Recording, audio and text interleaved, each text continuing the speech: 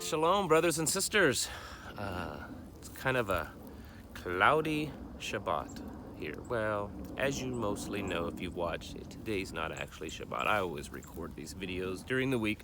So today when I'm recording it, it's kind of cloudy and gloomy. So we'll see what this weekend holds.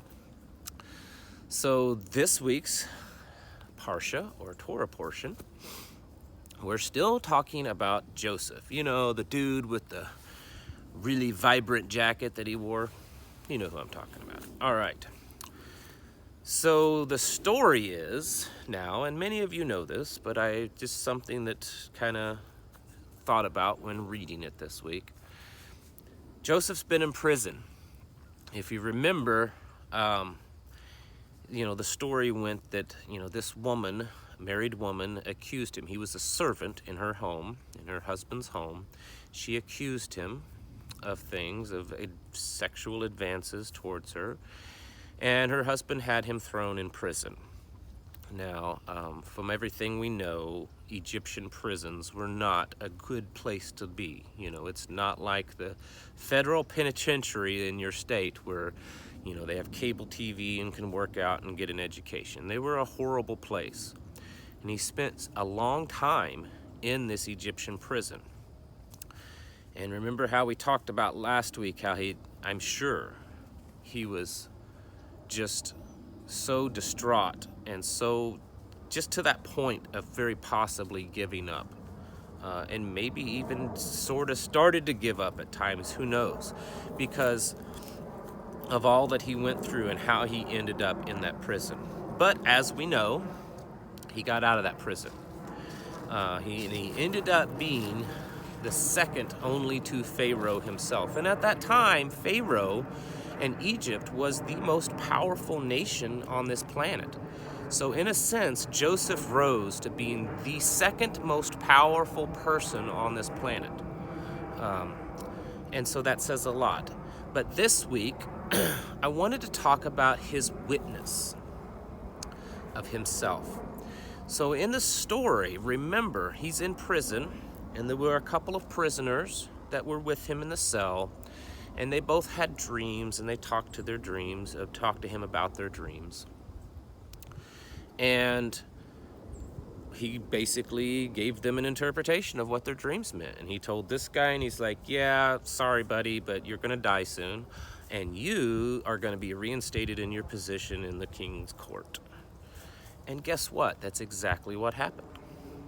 So time went on, and he's still there in prison because the guy that was going to be in the king's court, he's like, I'm going to remember you. I'll remember you. Well, he kind of forgot.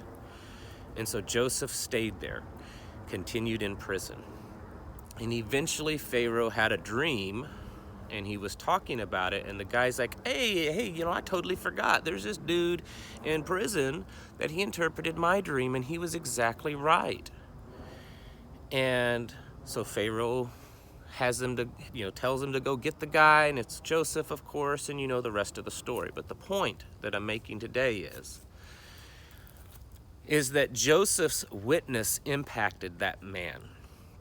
And the Bible tells us that it was because he interpreted his dream, and maybe that was the only reason that he impacted him and he remembered him.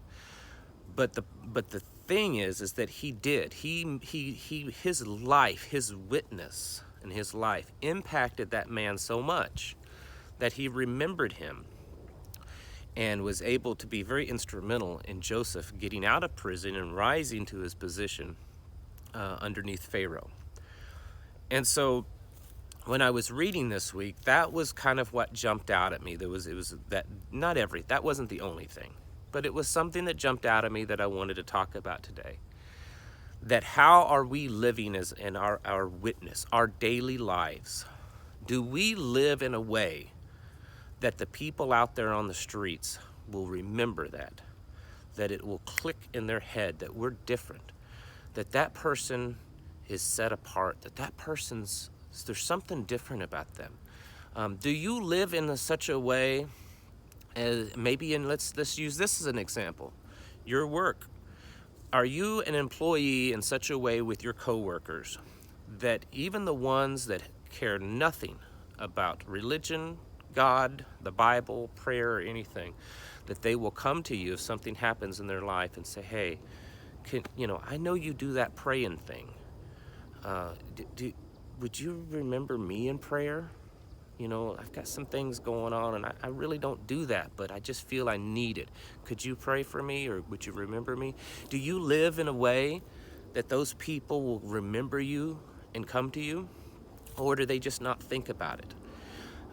And I think that's definitely something that's throughout all Scripture, that we are supposed to live that way. That's one of the reasons why this channel itself is named Set Apart, because we are supposed to live. I truly believe this, and I've never found anything yet in the Scripture that tells me different, that we are supposed to live in a way that sets us apart from the world. And from the beginning, from Adam all the way up to the very end, we see over and over and over again where the Father is trying to get through to his people, his children, us, that we are supposed to be separated from the world, that we are supposed to look different, act different, eat different, live differently, be differently. And so many times it's become, if you go back into history and you look at, religious faiths in history, at certain points in their existence, they were pretty good at doing that. And sometimes they did it too far, to an extreme. But today we live in a culture that's, a big tossed salad, basically, the melting pot. And it's becoming very difficult to discern the difference between someone that's of the world and that's out of the world.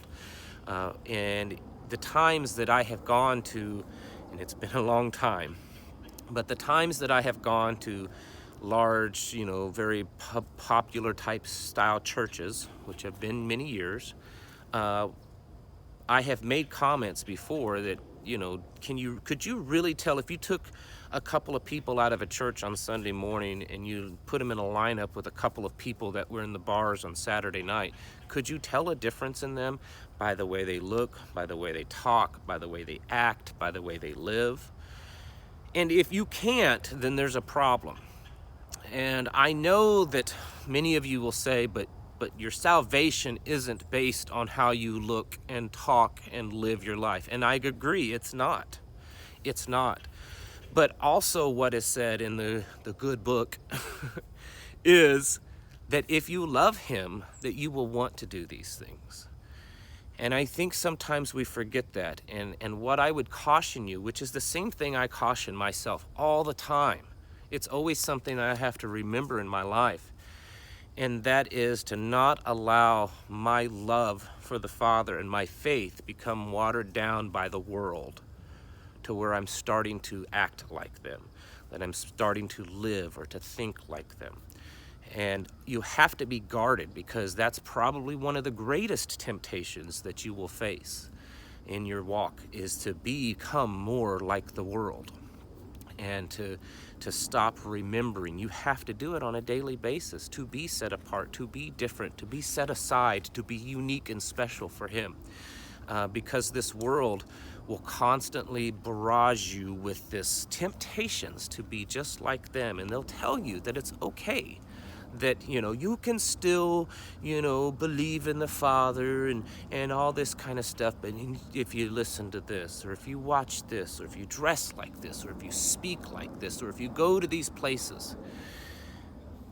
And I think that that's opening a big door, because it never happens all at once. It always happens in small increments, and then you look back and you realize that how far off course you have strayed.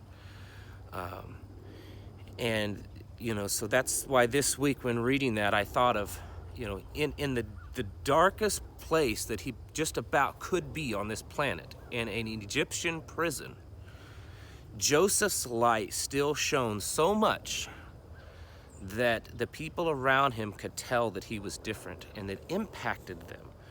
And later on in life, they were able to remember him, and they were able to be instrumental in him, being able to come out of that prison, that they impacted him, that his life and how he lived and the words that he spoke and the fact that he was so close to God the Father that he could, interpret dreams, which is a gift.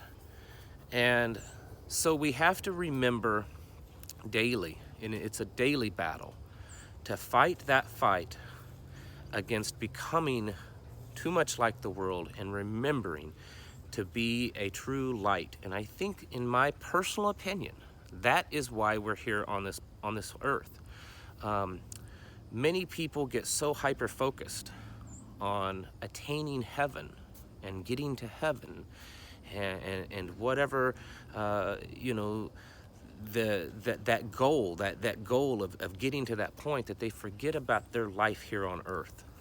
And I think personally that our life here on earth is not necessarily about going through the motions that many people get caught up in with, religious faiths, but it's about shining his light here on this earth, shining his light to others. And we have to be careful not to fail in that, because that's a very easy trap to fall in, is not being a light in this world. So in this week, in your life,